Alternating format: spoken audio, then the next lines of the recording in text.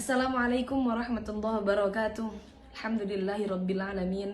Wassalatu wassalamu ala asyrafil anbiya wal mursalin wa ala alihi wa sahbihi ajma'in. Langsung saja teman-teman, kami dari tim kitab JP3M ingin mengupas tentang bagaimana cara memakai mukena yang benar menurut dengan kaidah madhab Syafi'iyah. Dalam madhab Syafi'i, aurat perempuan dalam sholat adalah seluruh badan kecuali kedua telapak tangan dan wajah. Yang mana kita tahu bahwa wajah batasannya adalah dari arah menyamping seperti ini, dari mulai telinga satu ke telinga yang lain. Kemudian untuk atas dari mulai tumbuhnya rambut kepala sampai dagu. Ingat, dagu termasuk batas wajah. Dan ada satu kaidah dalam madhab Syafi'iyah, yaitu menyempurnakan perkara yang wajib maka hukumnya wajib. Sehingga cara memakai mukena yang benar seperti yang kalian lihat saat ini, yaitu adalah dengan menutup rambut-rambut kepala, rambut-rambut bayi yang ada di ujung-ujung sini itu. Kemudian dengan menutup dagu tidak terlihat, karena ini termasuk menyempurnakan perkara yang wajib. Dan juga pastikan rambut tidak ada yang keluar. Bagaimana kalau rambutnya banyak kecil-kecil di muka? Maka tentunya itu adalah rambut muka, bukan rambut kepala. Yang wajib ditutup adalah rambut kepala. Selesai pembahasan tentang wajah, mana yang boleh kita buka, kemudian kita akan masuk ke pembahasan tangan.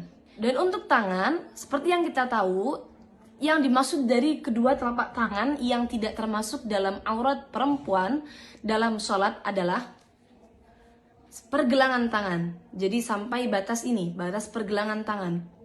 Yang tidak termasuk aurat adalah baik batin tangan ataupun punggung tangan. Ini semua tidak termasuk aurat. Tapi yang perlu panjenengan ingat, karena batasnya adalah di sini, pergelangan tangan, maka menutup sedikit bagian daripada pergelangan tangan hukumnya adalah wajib. Karena sesuai dengan kaidah yang tadi sudah kita bahas, yaitu adalah menyempurnakan perkara yang wajib, hukumnya adalah wajib. Sehingga teman-teman untuk menutup harus seperti ini. Nah, mohon maaf ini mukena saya agak seret. Nah, seperti ini.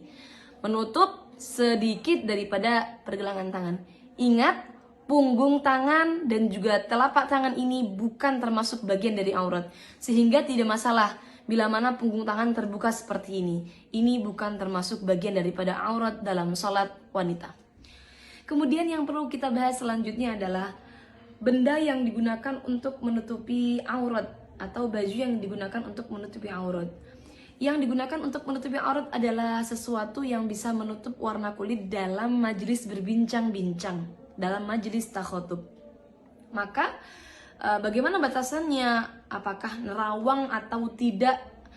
Itu batasannya adalah bila dilihat dalam majelis berbincang-bincang, seperti mungkin dengan jarak saya berbincang dengan teman saya, seberapa urfnya, seberapa biasanya, kok terlihat warna kulitnya, maka berarti belum mencukupi. Tapi kalau tidak terlihat warna kulitnya, maka sudah bisa dikatakan mencukupi.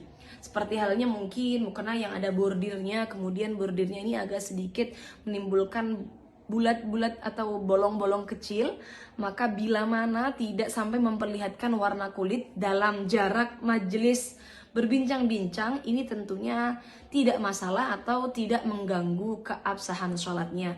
Dalam artian mukenanya tetap bisa dipakai untuk menutupi aurat dalam sholat. Kemudian yang perlu kita bahas lagi dalam hal menutup aurat dalam sholat adalah hal-hal yang sering terlewatkan. Yang pertama adalah longgarnya mukena, tangan mukena yang dipakai, sehingga ketika longgar maka ini akan turun sehingga memperlihatkan pergelangan tangan yang tadi yang mestinya tetap wajib kita tutup ya. Kemudian tidak menutup bagian dagu, biasanya menggunakan mukena seperti ini. Nah, ini memperlihatkan bagian bawah dagu yang mana ini termasuk aurat dalam sholat. Kemudian kebiasaan yang salah adalah tembusnya rambut-rambut di belakang kepala ini. Karena perempuan biasanya rambutnya panjang, kemudian ketika digulung ke atas, maka rambutnya tembus ke mukenanya sampai keluar. Nah, ini juga perlu diperhatikan, jangan sampai tembus. Teman-teman bisa mengatasi dengan mungkin menggunakan tutup atau ikat yang sampai menutup bagian belakang, atau dengan menggunakan tutup lagi di luar mukenanya. Jadi pastikan jangan sampai terlihat dari belakang.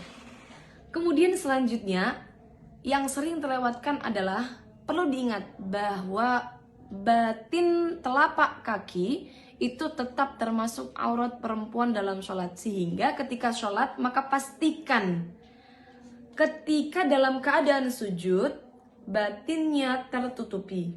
Ketika dalam keadaan ruku maka bagian kakinya sudah tertutupi. Jangan sampai cingkrang mukenanya. Dari seluruh keterangan yang sudah saya sampaikan tadi, yang mana diambil dari beberapa kitab bermadhab Syafi'i, maka bisa disimpulkan bahwa mukena yang paling aman untuk perempuan dalam madhab Syafi'i adalah mukena terusan. Memakai mukena terusan seperti yang saya pakai seperti ini.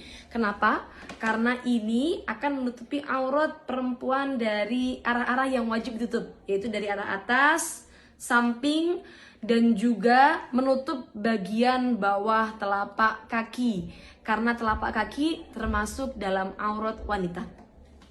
Untuk teman-teman yang menggunakan mukena potongan, maka pastikan bagian leher tidak terlihat dari arah samping. Kenapa? Karena kekurangan dalam mukena potongan adalah ketika berdiri, ketika ruku, ketika mengangkat tangan, maka bagian lehernya tetap terlihat. Ini dari arah samping, bagian lehernya tetap terlihat. Walaupun toh sudah seperti ini. Kenapa? Karena pasti ada bagian-bagian longgar yang memperlihatkan bagian aurat lehernya. Kecuali bagian lehernya sudah tertutup sempurna, mungkin dengan menggunakan dalaman jilbab yang dimasukkan ke dalam pakaian. Sekian dari kami.